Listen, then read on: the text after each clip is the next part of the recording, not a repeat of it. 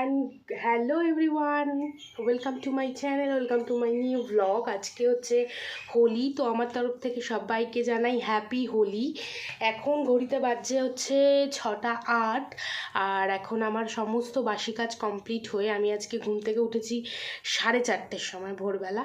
তো সমস্ত বাসি কাজ কমপ্লিট, মানে ঘর দোয়ার ইয়ে করা মোছা সমস্ত কমপ্লিট করে এখন আমি পুজোর গোছগাছ করতে বসছি। এই দেখো, আর এই যে এখন আমি ঠাকুরের জামা কাপড় বার করবো। আর দেখো কালকে আমি গেল, যাই হোক, কালকে এই যে আবির নিয়ে এসেছিলাম, অনেক অনেক রঙের আবির নিয়ে এসেছিলাম, যেগুলো এখন সব ঢেলে ঠাকুরের চরণে দেবো। আর ঠাকুরের জন্য ড্রেস বার করছি, আমার এই বাস্কেটে থাকে ঠাকুরের ড্রেস। আর হচ্ছে ফল, এই যে ফল মিষ্টি সমস্ত কালকে কিনে নিয়ে এসেছিলাম। এক এক করে রাখা যাক। আর ফুল বাড়িতেই আছে, তো এই ফুল, চলো পুজোটা এবার দেওয়া যাক শান্তি মতো করে। অনেক ধরনের, এই একটা আবির সাদা, অনেক ধরনের, প্রচুর ধরনের আবির এনেছি আমি, মানে প্রচুর রঙের এনেছি অল্প অল্প করে। তো চলো ঠাকুরের ড্রেসটা বার করে নিই, দেখি আজকে কি পরানো যায় ঠাকুরকে।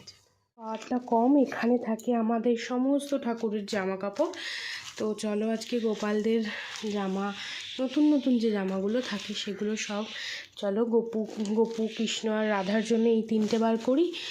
আর আমার লক্ষ্মীর জন্য দেখি কি বার করা যায়, চলো দেখি। ভাবছিলাম এগুলো নতুন ছিল, আর দেখো রং বেরঙেরও ছিল, একদম নতুন এগুলো, তো এগুলোও পরানো যেতে পারি। এইটা পরাই আজকে, এটা চলো করে একটু একটু করে ঠাকুরের ট্রেতে আবির ঢেলে নেওয়া যাক। আমি ঠাকুরের আবিরের প্লেটটা, এই যে এই 7 রকমের কালার আমি এনেছি, যেটা ওখানে রাখা, পরে আমি করব। এখন ঠাকুরের জন্য শুধু এটা করে রেখেছি, এটা ঠাকুরের পায়ে দেবে সবাই। আর চলো এবার মোটামুটি শুরু করা যাক। পুজো দেওয়া এবং ঠাকুরের পায়ে আবির দেওয়া সব কমপ্লিট। দেখো সবাইকে আজকে সুন্দর করে সাজিয়েছি। এই যে আমার গপু তো গালেও আবির মেখেছে। সবাইকে সাজিয়ে রেডি করে সবার পায়ে আবির দিয়ে সবাইকে সেবাও আমার দেওয়া হয়ে গেছে সকালে। এই যে এবার যাবো একটু তুলসী মণ্ডপে আবির দেবো। আর হচ্ছে আমাদের আবির আমার এখানে সাজানো হয়ে গেছে, আর ওটা এখন বাড়ি যাব, বাড়ি নিয়ে যাব। তো চলো, তো রেডি হয়ে গেছি আর বেরিয়েও গেছি। অনেকটা লেট হয়ে গেছে আসলে, সবটা সেরে বেরোনো, আর পূর্ণিমা যেহেতু লেগে গেছে, তাই কিছু না করে অন্তত ঠাকুরকে সেবা না দিয়ে বাসিঘর না ইয়ে করে তো বেরোনো যায় না।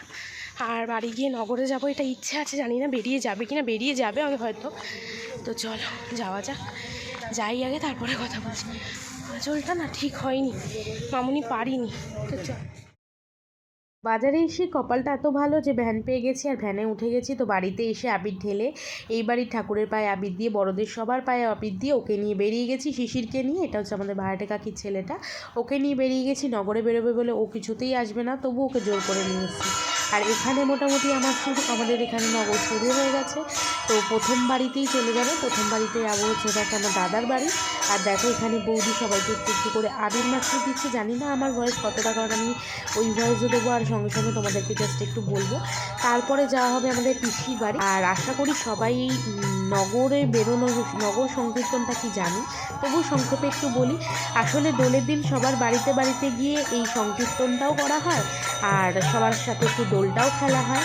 আর তার থেকেও বড়ো কথা হচ্ছে, আমাদের যেহেতু মন্দিরটা খুব জাগ্রত, কালী পুজো হয়, তো সেই মন্দির উদ্দেশ্য করেই সব কিছু। যেমন সন্ধ্যাবেলা মন্দিরে খিচুড়ি হবে, তার জন্য সবার বাড়ি থেকে ভুচি তোলা হয়, যেই দিয়ে খিচুড়ি হবে। আর তাছাড়াও মন্দির ক্লাবের যারা সদস্য রয়েছে, যেমন কাকা, বাবা, জেঠু, যারাই হোক, সবাই মিলে কিছু টাকা দিয়ে খিচুড়িটা আয়োজন করা হয়, যাতে এই হোলির দিন সন্ধ্যাবেলা পাড়ার সবাই মিলে খিচুড়িতে একটু মজা করতে পারি। আর কিছুই না, যে খোল বাজাচ্ছে সে হচ্ছে আমার বাবা, আর যে আমার বাবার পেছনে দাঁড়িয়ে কাশি বাজাচ্ছে সে হচ্ছে আমার কাকু। আমার কাকু, জেঠু, বাবা আগাগোড়াই কীর্তন করতো, তাই কীর্তনের গলাটা খুব ভালো। আর আমি সত্যি কথা বলতে জাস্ট ঠাকুরের নাম নিতে হয় তাই নিচ্ছিলাম, তাই আমার গলাটা একটু অ্যাভয়েড করো। তো এবার দেখতে থাকো, আর বক বক করবো না, এবার ভিডিওটা দেখো।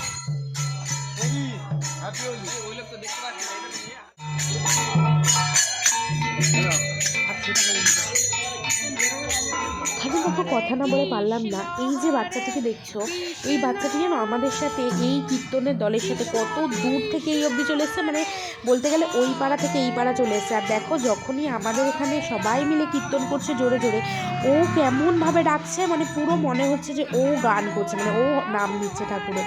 বলে না সবার মধ্যেই ঠাকুর বাস করে। দেখো এই ভিডিওটা দেখে।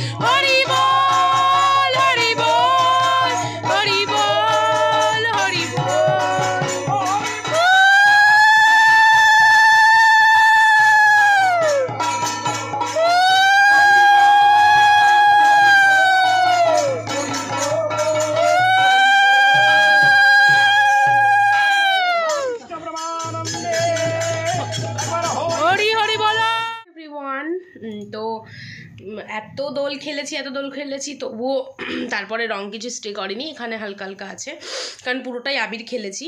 এই বাড়িতে আসার পর আমার ভাগ্নিরা জোর করে আমার গালে একটু রং দিয়ে দেয় বলে এখানে আছে।